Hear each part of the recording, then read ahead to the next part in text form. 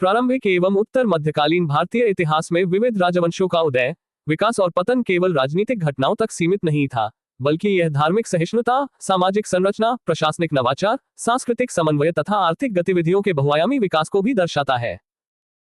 इस संदर्भ में राष्ट्रकूट, यादव, होयसल, कदंब, गंग, काकतीय, पाल, सेन, कश्मीर के विभिन्न वंश, कामरूप के वर्मन वंश तथा गुर्जर प्रतिहार जैसे राजवंशों का अध्ययन भारतीय इतिहास की व्यापक समझ के लिए अनिवार्य हो जाता है। राष्ट्रकूट वंश का शासनकाल धार्मिक सहिष्णुता का एक उत्कृष्ट उदाहरण प्रस्तुत करता है। राष्ट्रकूट शासक शैव, वैष्णव, शाक्त और जैन धर्मों के प्रति समान रूप से उदार थे। अमोघवर्ष प्रथम जैसे शासक जैन धर्म के अनुयायी थे, जबकि अन्य शासकों ने शैव और वैष्णव परंपराओं को संरक्षण दिया। राष्ट्रकूटों की धार्मिक नीति समावेशी थी, जिसके अंतर्गत सभी धर्मों के अनुयायियों को राज्य संरक्षण प्राप्त था। इस सहिष्णुता का एक महत्वपूर्ण उदाहरण यह है कि राष्ट्रकूटों ने अपने राज्यों में मुसलमान व्यापारियों को बसने की अनुमति दी और इस्लाम के प्रचार में कोई बाधा उत्पन्न नहीं की। अरब व्यापारी राष्ट्रकूट बंदरगाहों और आंतरिक व्यापारिक नगरों में सक्रिय थे, जिससे अंतर्राष्ट्रीय व्यापार को बढ़ावा मिला और सांस्कृतिक संपर्क भी विकसित हुए। ये तथ्य राष्ट्रकूट शासन की उदार और व्यवहारिक नीति को दर्शाता है, जो उस युग में असाधारण मानी जाती है। दक्कन क्षेत्र में राष्ट्रकूटों के पश्चात देवगिरी के यादव वंश का उदय हुआ। यादव वंश की स्थापना भिल्लम पंचम भीलमावीक ने की थी, जिन्होंने 1187 ईस्वी में देवगिरी को अपनी राजधानी बनाकर एक स्वतंत्र यादव साम्राज्य की स्थापना की। देवगिरी, जिसे आज दौलताबाद के नाम से जाना जाता है, एक सामरिक दृष्टि से अत्यंत महत्वपूर्ण दुर्ग था। यादव वंश ने लगभग 850 से 1334 ईस्वी तक दक्कन के बड़े भाग पर शासन किया। इस वंश का सबसे प्रतापी शासक सिंगण 1210-1246 था, जिसके शासनकाल में यादव साम्राज्य अपनी चरम सीमा पर पहुंचा।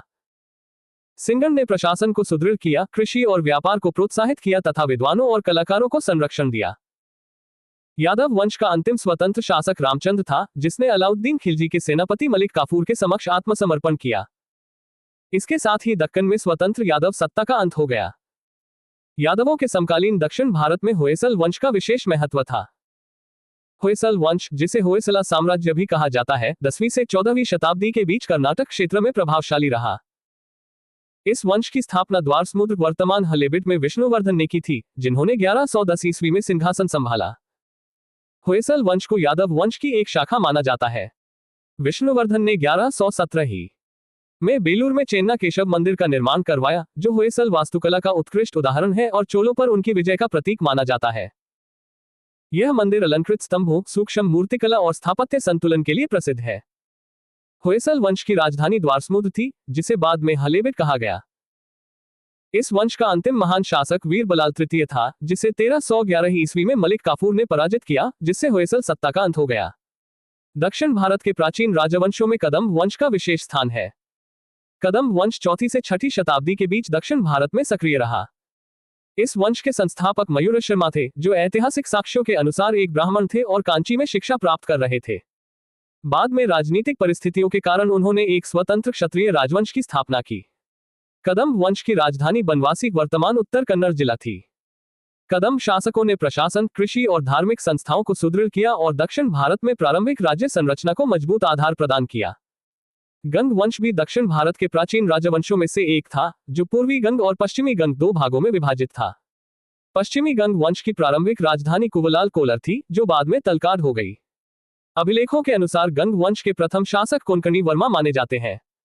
गंग शासक माधव प्रथम ने दत्तक सूत्र पर टीका लिखी, जो हिंदू विधि के अंतर्गत दत्तक ग्रहण से संबंधित नियमों और सिद्धांतों का महत्वपूर्ण ग्रंथ है। पूर्वी गंग वंश के संस्थापक वज्रहस्त अन्याभिमा थे, जिन्होंने ओडिशा, छत्तीसगढ़, पश्चिम बंगाल और आंध्र प्रदेश के कुछ हिस्सों पर शासन किया। इस वंश की राजधानी दांतपुरा थी, जिसे बाद में कलिंगनगर और अंततः कटक कहा गया।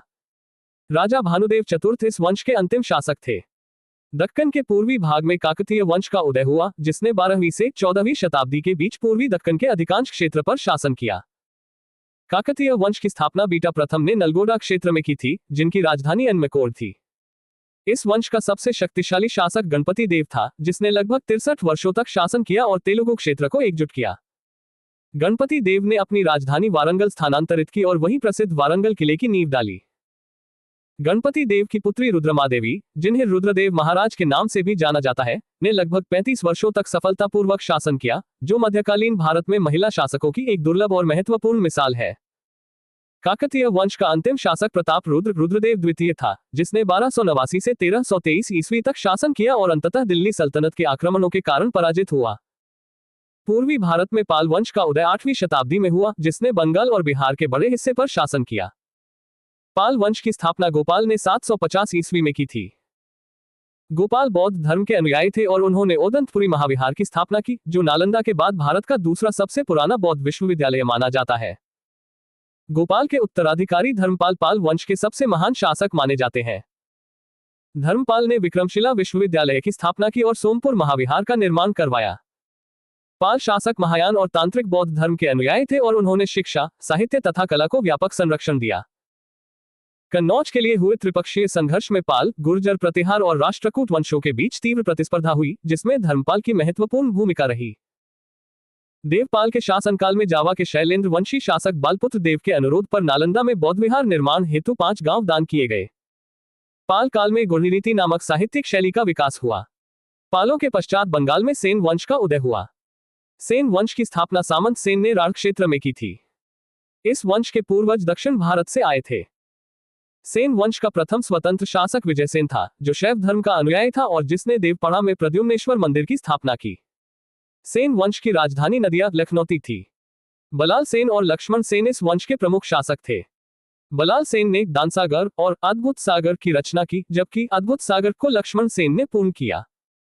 लक्ष्मण सेन की सभा में जयदेव, धोई और हलायुध जैसे महान विद्वान रहते थे। सेन वंश का विशेष महत्व यह है कि उन्होंने अपने अभिलेखों को हिंदी भाषा में उत्कीर्ण करवाया, जिससे ये प्रथम राजवंश बना जिसने हिंदी अभिलेख परंपरा की शुरुआत की। लक्ष्मण सेन को बंगाल का अंतिम हिंदू शासक माना जाता है। उत्तर भारत में कश्मीर का इतिहास भी अनेक राजवंशों से जुड़ा रहा। करकोट वंश की स्थापना दुर्लभवर्धन ने 627 ईस्वी में की थी। इस वंश का सबसे महान शासक ललितादित्य मुक्तापी था, जिसने 724 से 760 ईस्वी तक शासन किया और कश्मीर को मध्य एशिया से लेकर गंगा के मैदानों तक विस्तारित किया। उसने मार्तंड सूर्य मंदिर का निर्माण करवाया, जो कश्मीर की स्थापत्य कला का उत्कृष्ट उदाहरण है। करकोट वंश के बाद उत्पल वंश की स्थापना अवंतीवर्मन ने 855 में की। अवंतीवर्मन ने अवंतीपुर नगर की स्थापना की और उनके अभियंता सुया ने सिंचाई हेतु नहरों का निर्माण करवाया। उत्पल वंश के बाद लोहार वंश का उदय हुआ, जिसकी स्थापना संग्रामराज ने 1003 में की। लोहार वंश के राजा हर्ष विद्वान और कवि थे, जिनके दरबार में कल्हण रहते थे। कल्हण ने राजतरंगिणी की रचना की, जो कश्मीर का महत्वपूर्ण ऐतिहासिक ग्रंथ है। जयसिंह लोहार वंश का अंतिम शासक था। पूर्वोत्तर भारत में कामरूप का वर्मन वंश असम का पहला ऐतिहासिक राजवंश था। इसकी स्थापना पुष्यवर्मन ने 4वीं शताब्दी के मध्य की थी और राजधानी प्रागज्योतिष थी।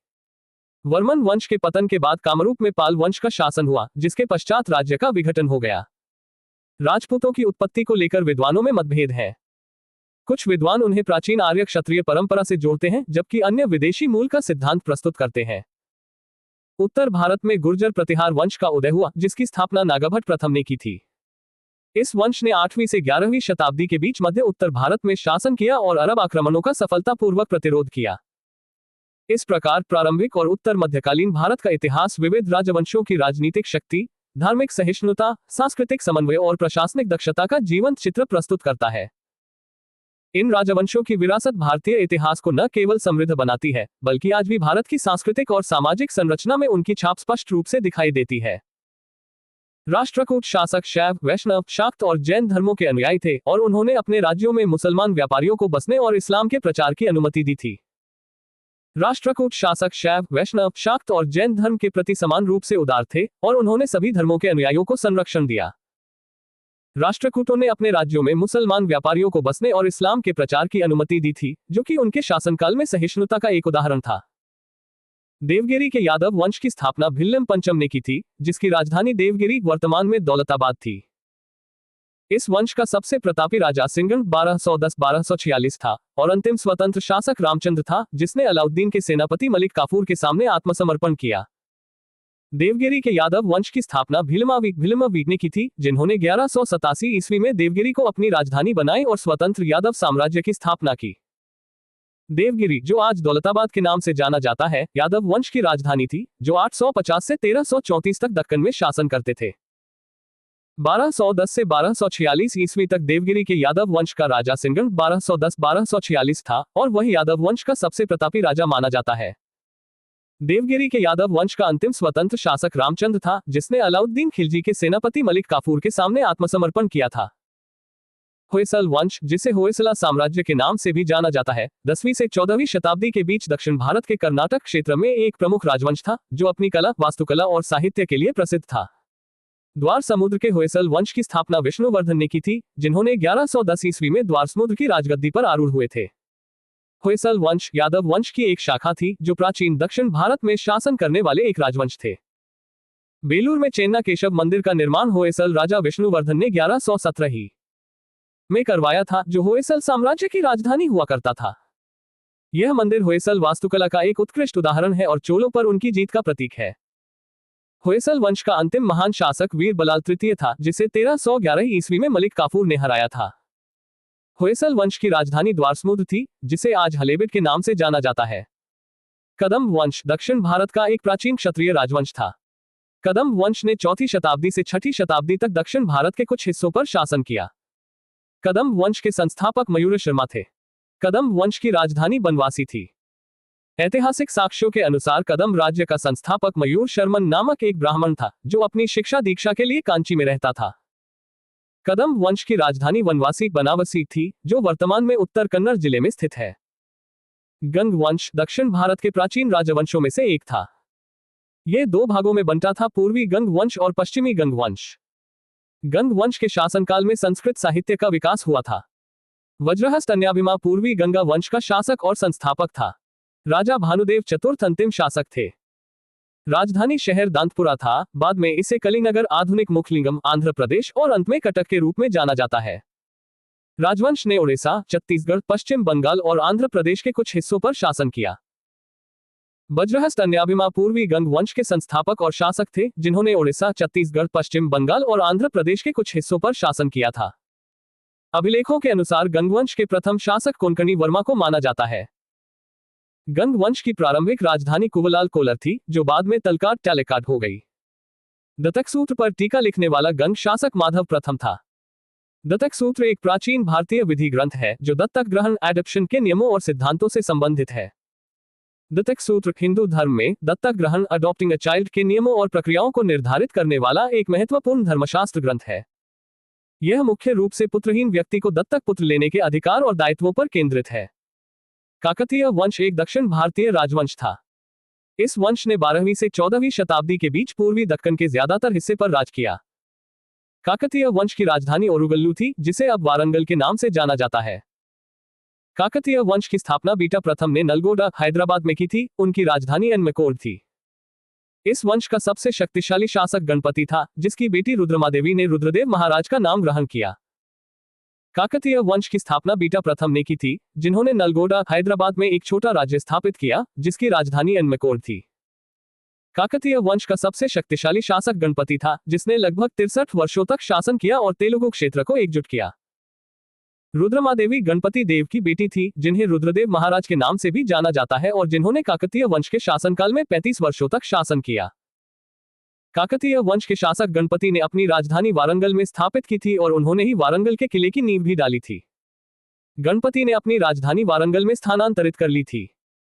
प्रताप रुद्र, जिन्हें रुद्रदेव द्वितीय के नाम से भी जाना जाता है, काकतीय राजवंश के अंतिम शासक थे, जिन्होंने 1289 से 1323 ईस्वी तक शासन किया और उनकी राजधानी वारंगल थी।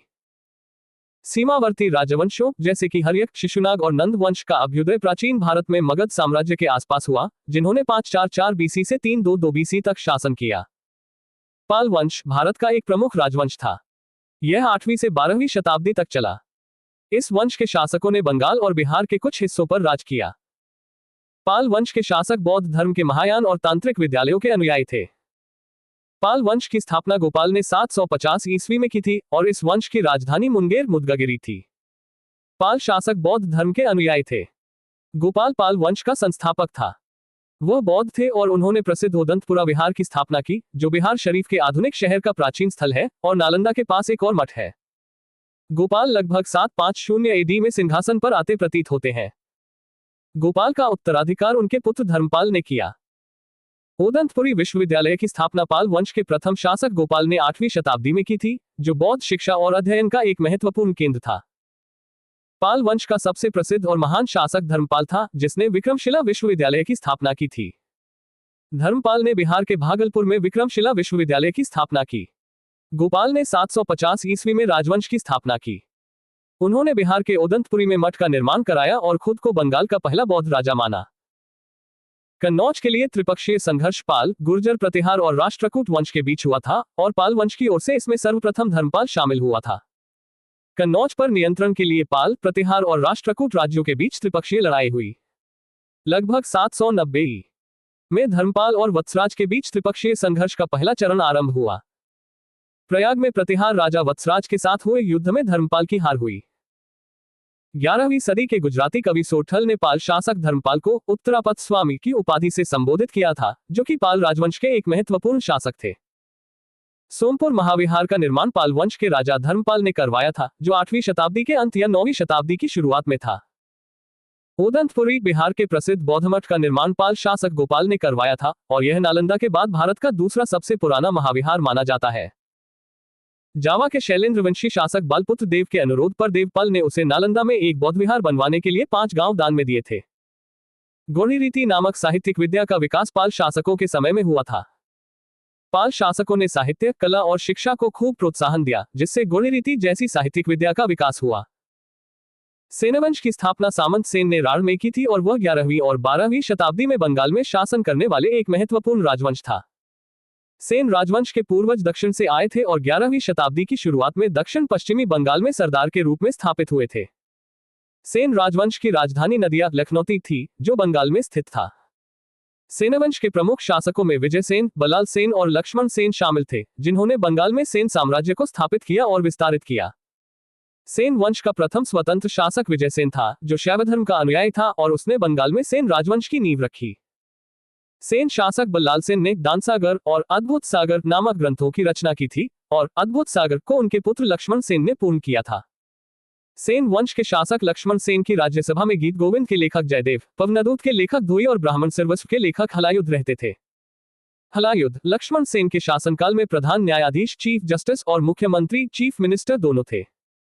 विजय सेन ने ही देवपाड़ा में प्रद्युम्नेश्वर मंदिर, शिव की विशाल मंदिर की स्थापना की थी। सेन वंश के शासकों ने अपने अभिलेखों को हिंदी भाषा में उत्कीर्ण करवाया, जो उस समय के लिए एक महत्वपूर्ण कदम था। सेन राजवंश प्रथम राजवंश था जिसने अपना अभिलेख सर्वप्रथम हिंदी में उत्कीर्ण करवाया।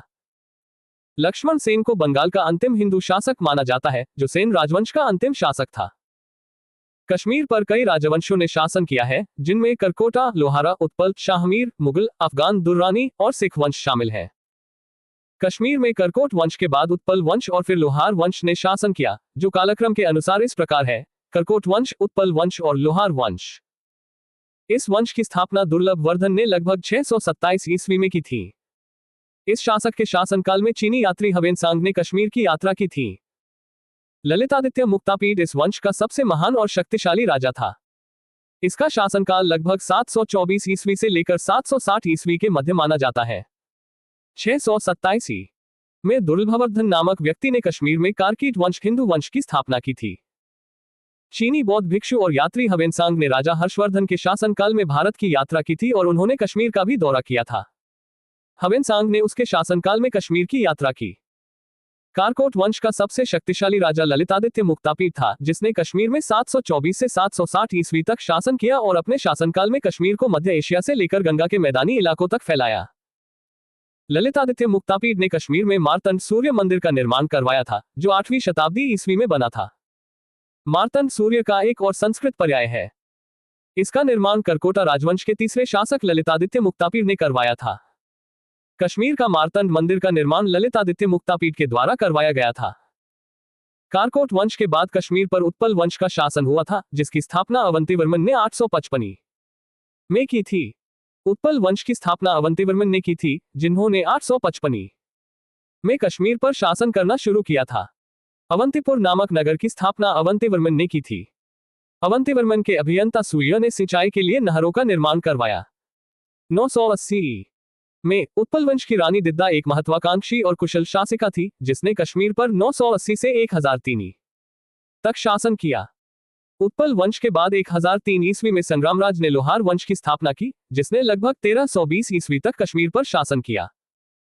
लोहार वंश लोहारा डायनेस्टी की स्थापना संग्रामराज ने की थी और उनके बाद अनंत राजा हुए, जिनकी पत्नी सूर्यमती ने प्रशासन सुधारने में उनकी मदद की।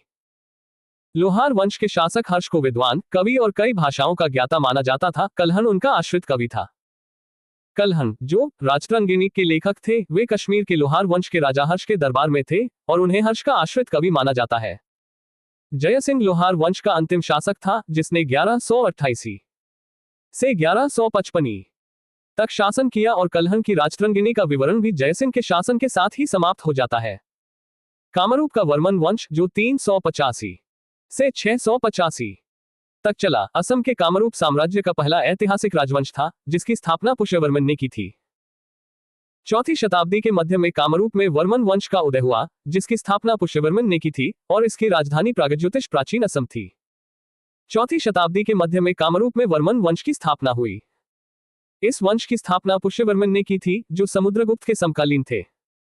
वर्मन वंश की राजधानी प्रागज्योतिष प्राचीन असम थी। वर्मन वंश कामरूप राज्य का पहला ऐतिहासिक राजवंश था। पाल वंश कामरूप पर शासन करने वाला अंतिम राजवंश था। पाल शासन के पतन के बाद कामरूप विघटित हो।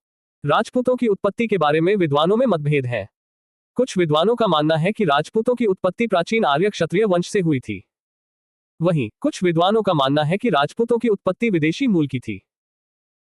गुर्जर प्रतिहार राजवंश, जिसे परिहार साम्राज्य के नाम से भी जाना जाता है, भारतीय उपमहाद्वीप के मध्य उत्तर भारत में 8वीं से 11वीं शताब्दी के बीच एक शक्तिशाली राजवंश था, जिसकी स्थापना नागाभट्ट प्रथम ने की थी। मालवा का शासक नागाभट्ट प्रथम नगभाटा आय को गुर्जर प्रतिहार वंश का संस्थापक माना जाता है।